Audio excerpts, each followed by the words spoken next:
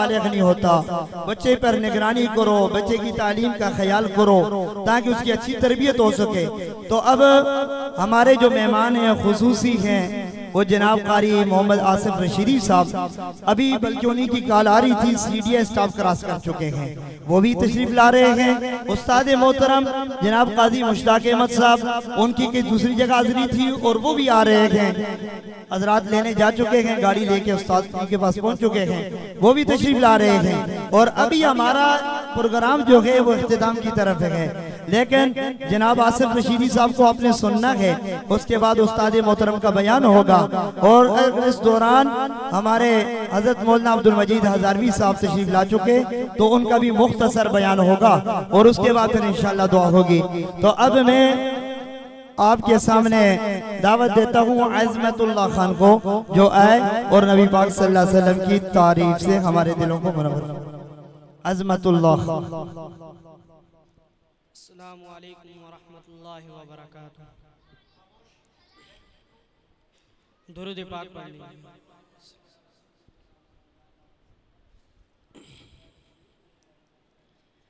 اے رب فرمایا محبوبہ زمانے سارے تیرے نے، اے رب فرمایا محبوبہ زمانے سارے تیرے نے، خدا فرمایا محبوبہ زمانے سارے تیرے نے، اذانا وچ نمازاں وچ دروداں وچ سلاماں وچ کہ سونیاں ہر طرف گوجن ترانے سارے تیرے نے، اے رب فرمایا محبوبہ زمانے سارے تیرے نے، تو خالق ساری دنیا دا، تو مالک ساری دنیا دا، تو خالق ساری دنیا دا، تو مالک ساری دنیا دا، کہ دنیا جو بنائیے بہانے سارے تیرے نے، اے رب فرمایا محبوبہ زمانے سارے تیرے نے۔ درود پاک پڑھیے۔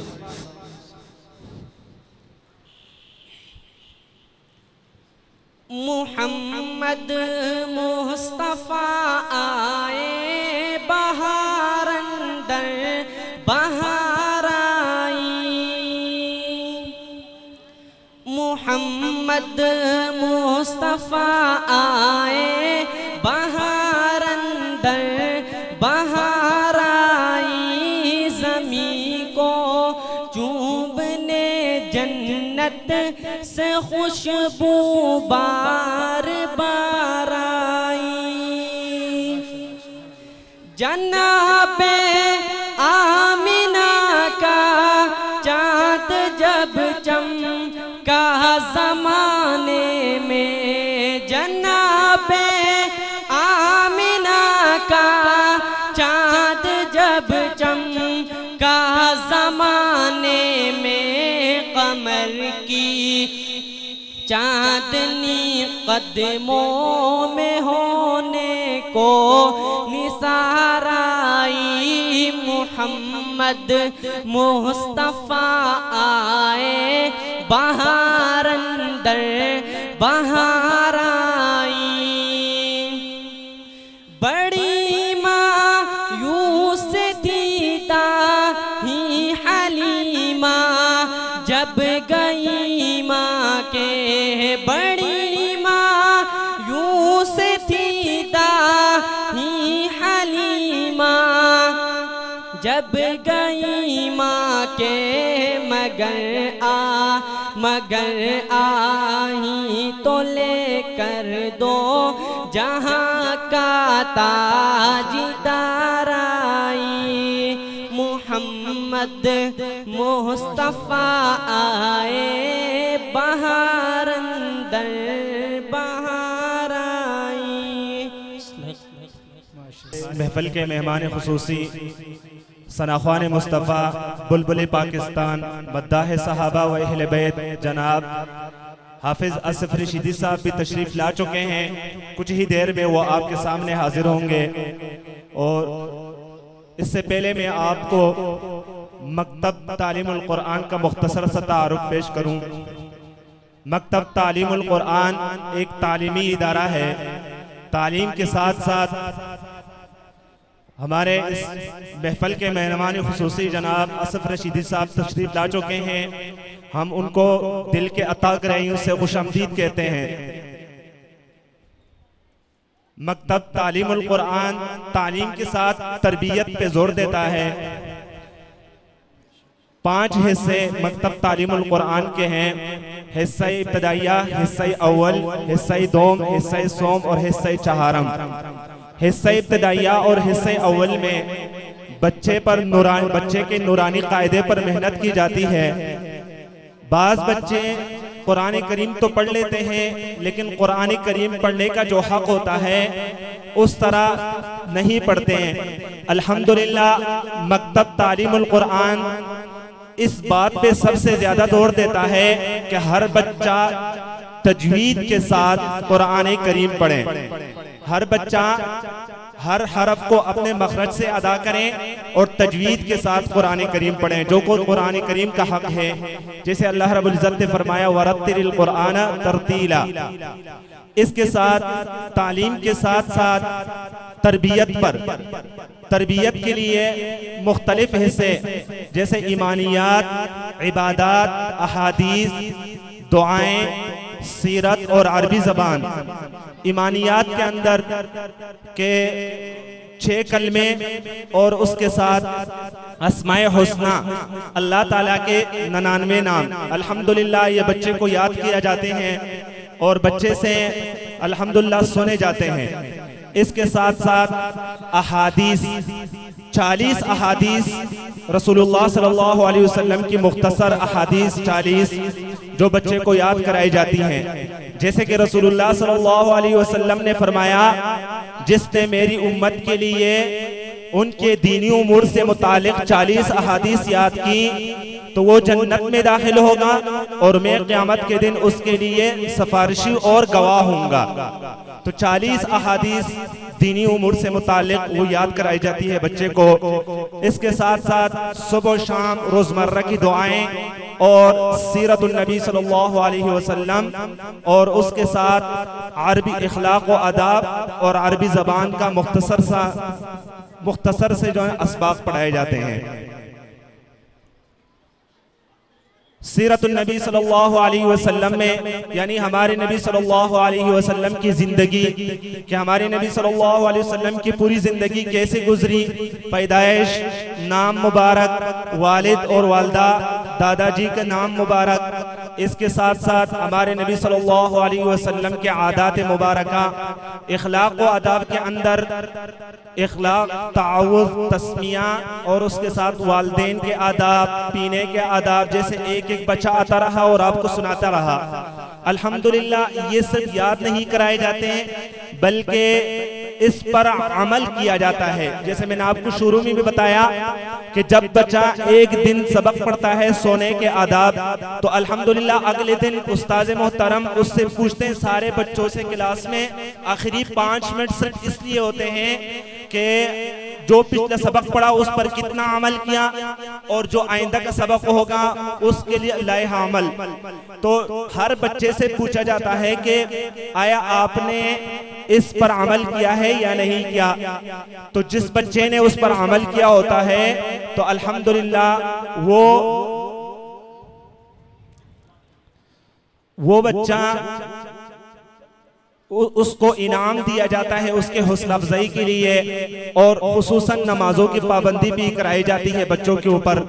جو بچہ نماز کی پابندی کرتا ہے الحمدللہ مہینے کے بعد اس کو انعام سے نوازا جاتا ہے، اور جو بچہ نماز کی پابندی نہیں کرتا اس کو مار پیٹ کے بغیر اس کو نماز کا پابند بنانے کی کوشش کرتے ہیں۔ الحمدللہ یہ مکتب تعلیم القرآن کے جو تعارف اور مکتب تعلیم القرآن کے ذمہ جو کام ہے ان میں سے کچھ مختصر سا تعارف میں نے آپ کے سامنے پیش کیا۔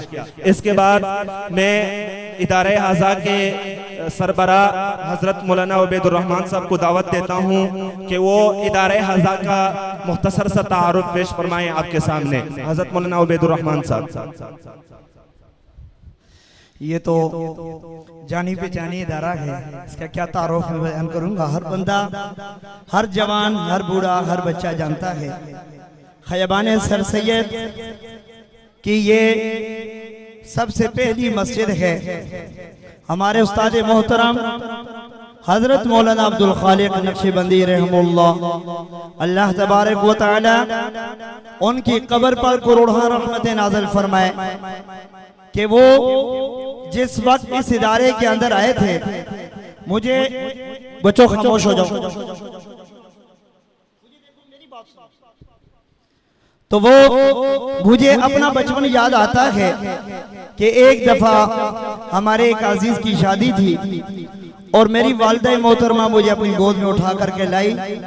یقین جانے وہ دن مجھے ایسے یاد ہے کہ جیسے کل کی بات ہو، اور ہم بورڈ بازار سے مولانا صاحب کو ملنے کے لیے جب اس ادارے کے اندر آئے تو اس مسجد کے اندر پانی کی ایک نالی نکلی ہوئی تھی، تو استاد محترم نے مجھے کہا کہ عبید جاؤ سیب کے دانے رکھے ہوئے شاپر میں، وہ اٹھا کے کھا لو۔ دیواروں پہ پانی آیا کرتا تھا، کچی دیواریں ہوتی تھی، اور جب استاد محترم بتلاتے ہیں کہ جب وہ اس ادارے مسجد میں آئے تھے تو یہ جنگل ہی جنگل تھا، لیکن یہ ان کی اور انہوں نے اس مدرسے کے اندر پاکستان کے بننے سے پہلے آئے تھے 1974 سے پہلے، پاکستان کے بننے سے قبل وہ اس ادارے میں تشریف لائے تھے، اور 50 سال انہوں نے یہاں بغیر کسی لالچ کے محنت کی، اور اس محنت پر ہر بزرگ، ہر بوڑھا، جوان، مائیں، بہنیں ان کی گواہی دیتی ہیں۔ الحمدللہ ہمیں یاد ہے کہ رات کو، آدھی رات کو بھی کوئی دستک دیتا تھا، استاد محترم کھڑے ہو جاتے تھے، کسی سے کسی بھی وقت انکار نہیں ہوا کرتا تھا۔ تو اس لیے اس ادارے کا میں مزید کیا تعارف بتاؤں آپ کو، میں نے خود اسی ادارے کے اندر کچی سے لے کر کے میڈل تک پڑھا ہے۔ میں 90 سے لے کر کے سن 2000 تک یہی تھا، جبکہ میری پیدائش 83 ہے، اور 80 کے 90 کی عمر میں اس ادارے میں آ چکا تھا۔ استاد محترم اس وقت مجھے اپنی گود میں اٹھا کر کے لائے تھے، کچی سے لے کر کے اور میڈل تک میں نے پڑھا، اور پھر اس کے ساتھ ساتھ 10 سپارے جہاں میں نے ایک ٹیم میں جو ہمیں قاری صاحب پڑھاتے تھے ان سے میں نے حفظ بھی کر لیے تھے، اور پھر اس کے بعد آگے جو حفظ کے لیے میں نے داخلہ لیا، استاد محترم نے داخل کیا، اپنی سرپرستی کرتے رہے، تو بہرحال حفظ بھی مکمل ہوا۔ سن 2001 میں پہلا مسئلہ میں نے الحمدللہ سنایا ہے اس مسجد میں، اور سن 2001 کے بعد اب تک میں الحمدللہ تقریباً 17-18 سال ہو گئے کہ یہاں مسئلے سنا رہا ہوں۔ استاد محترم سن 2009 کے اندر علیل ہو چکے تھے اور چیئر کے اوپر بیٹھ کر کے نمازیں پڑھتے تھے، تو ادارہ ان کے نام تھا، گورنمنٹ آف پنجاب میں رجسٹرڈ تھا، اور وفاق المدارس میں ملحق تھا، الحاق شدہ تھا۔ انہوں نے اپنی حیات مبارکہ کے اندر مجھے اپنا نائب بھی بنا دیا، اور ادارہ جو ہے وہ میرے نام پہ ٹرانسفر بھی کر دیا۔ گورنمنٹ میں رجسٹرڈ بھی ہے یہ ادارہ قانونی طور پر، اور اس کے علاوہ وفاق میں الحاق بھی ہے۔ تو بہرحال عرض ہی کر رہا ہوں کہ سن 2009 کے بعد 3 سال استاد محترم چیئر پر نماز پڑھتے رہ گئے، اور پھر 2012 کے تیسرے منتھ میں وہ اللہ تبارک و تعالیٰ کو پیارے ہو گئے۔ اس کے بعد سے الحمدللہ یہ آپ حضرات کی محبتیں ہیں، آپ حضرات کا تعاون ہے، دعائیں ہیں کہ ایک سلسلہ چل رہا ہے اور دن آیا دن ایک سال گزرتا گیا. آپ یقین جانے میں نے پچھلے سال یہاں سالانہ محفل کی اور محفل کے دوران یا محفل کے بعد میں انسان حوصلہ ہار جاتا ہے, بعض اوقات کمزور ہے. بہرحال میں نے کہا کہ یہ ہماری آخری محفل ہوگی, اس کے بعد ہم نے پروگرام نہیں کرنا, کیونکہ کسی کو کسی بھی حال میں آدمی خوش نہیں کر سکتا. کمی پیشی ہر انسان کے اندر اللہ نے رکھی ہے. تو بہرحال میں نے یہ تہیہ کیا تھا اور یہ پچھلے سال نہیں, اس سے پچھلے سال بھی میں یہی سوچا تھا, لیکن اللہ نے کیا. اور انشاءاللہ اس سال تو میں آپ کے سامنے یہ اعلان کر کے کہتا ہوں کہ آئندہ ہم نے اس سے بڑی محفل کرنی ہے. اور اگر ہمارے ادارے کے اندر 4 کلاسیں مکتب کی اور 1 کلاس حفظ کی ہے تو میں اللہ سے مانگتا ہوں کہ اللہ وہ وقت بھی ہمیں دکھا کہ 10 کلاسیں مکتب کی ہوں اور حفظ کی کم از کم 4 کلاسیں ہوں. تو آپ بھی دعائیں کریں, انشاءاللہ محنت کریں گے, اللہ آسانیاں پیدا فرمائے گا. اور اس کے ساتھ ساتھ جو ہے اب ہمارے مہمان خصوصی جناب قاری محمد آصف رشیدی صاحب, میں دروازہ ہی دیکھ رہا ہوں کیونکہ وہ وضو فرمانے کے لیے گئے ہیں اور جیسے ہی وضو کر کے آتے ہیں تو انشاءاللہ وہ آپ کے سامنے اپنا کلام پیش کریں گے. تو بہرحال یہ ہے کہ یہ ادارہ تعارف کا محتاج نہیں ہے. اور الحمدللہ مجھے کل ایک ساتھی کہہ رہے تھے جی کہ آپ بورڈ نیا کر دیں تو آپ کا نام اوپر اور مدرسے کا نام نہیں نظر آتا. تو میں نے کہا الحمدللہ ہمارا نام ویسے ہی لوگ جانتے ہیں, ہر بندہ ہر الحمدللہ پہچانتا ہے, ہمیں نام لکھنے کی اب ضرورت نہیں ہے, ہماری پہچان ہو چکی ہے, قرآن کی نسبت سے ہر ساتھی جانتا ہے. تو اس لیے آپ حضرات سے گزارش ہے کہ اس ادارے کے اندر اس اہل محلہ کے بزرگ جناب حافظ محمد حبیب اور اسی طرح اس محلے کے اکابر بڑے بڑے بزرگ جن کے نام بھی مجھے بازوں کے نہیں آتے, استاد محترم کے ساتھ انہوں نے اپنا ایک وقت گزارا تھا. اور اس کے بعد یقین جانے کہ استاد محترم اکثر ایک بات کیا کرتے تھے, کہتے تھے کہ لوگ جو ہے وہ اپنے لیے امام لے کر کے آتے ہیں اور میں اپنے لیے مقتدی ڈھونڈا کرتا تھا کہ کون آئے گا, کس گھر سے آئے گا کوئی نماز پڑھے گا, کیونکہ گھر ہی نہیں ہوتے تھے, آبادی ہی نہیں ہوتی تھی یہاں پہ. اور یہ تو مجھے بھی یاد ہے کہ سن 2090 کی بات ہے کہ یہ سامنے ایک گراؤنڈ ہوا کرتا تھا, تو میں نے خود بھی دیکھا تھا. تو بہرحال یہ ہے کہ یہ ان بزرگوں کی محنت ہے اور الحمدللہ ان کی قربانیاں ہیں. انہوں نے ہمیں ایک باغ اور ایک باغیچہ انہوں نے اپنی محنت سے ہمیں تیار کر کے دے دیا ہے. اب آگے اس کو پانی دینا, اس کا خیال رکھنا, اس باغ کے لیے مالی بن کر کے آگے چلنا, یہ میری اور آپ سب کی ذمہ داری ہے, تاکہ اس بچے کے اس مدرسے کے اندر الحمدللہ 2007 سے اب تک 2007 سے اب تک کوئی سال ایسا نہیں ہے کہ اس ادارے سے دستار بندی نہ ہوتی ہو. اور مجھے ابھی ایک بات یاد آئی کہ 2 دن قبل ایک مولوی صاحب یہاں تشریف لائے اور جیسے ہی مجھے ملے تو اتنی ان کے چہرے پہ داڑھی تھی, میں نے نہیں پہچانا. مجھے کہنے لگے کہ استاد جی میں تو کراچی کے اندر اس سال میں دورہ کر رہا تھا اور فارغ ہوں, تو میں نے کہا آپ سے مل لوں. تو میں نے کہا یار آپ کون ہو؟ تو کہنے لگے میرا نام محمد خلیل ہے, میں نے حفظ یہاں آپ سے کیا ہے. تو یہ دین کا کام کرتے ہیں. اور میں نے اب بھی اسی ادارے کے اندر میرے سے جو 2 بچے جو ابھی قاری صاحبان بنے ہوئے ہیں, قاری محمد عمر, قاری محمد اسامہ, الحمدللہ انہوں نے یہیں پڑھا, یہیں نورانی قاعدے سے حفظ تک پڑھا. اب وہ مدرس ہیں, انہوں نے کیا پڑھایا آپ نے سن لیا, انہوں نے بچوں کو کیا سکھلایا آپ نے سن لیا. تو بہرحال یہ نظرات کی محنت ہے, اللہ ہماری ان محنتوں کو قبول فرمائے. اور میں جناب نعرہ لگا دیں, نعرہ تکبیر, نعرہ تکبیر, نعرہ تکبیر. جناب قاری محمد آصف رشیدی صاحب ہمارے مہمان خصوصی تشریف لا چکے ہیں. میں ان کا شکریہ ادا کرتا ہوں کہ یہ اپنا قیمتی وقت نکال کے ہمارے پاس جو ہے تشریف لائے. اللہ ان کو اجر عظیم عطا فرمائے. اور اس تمام عالم اللہ کی طرف سے میں ان کو خوش آمدید کہتا ہوں. تو یہ اپنا کلام پیش فرمائیں گے. بچوں سے میری گزارش ہے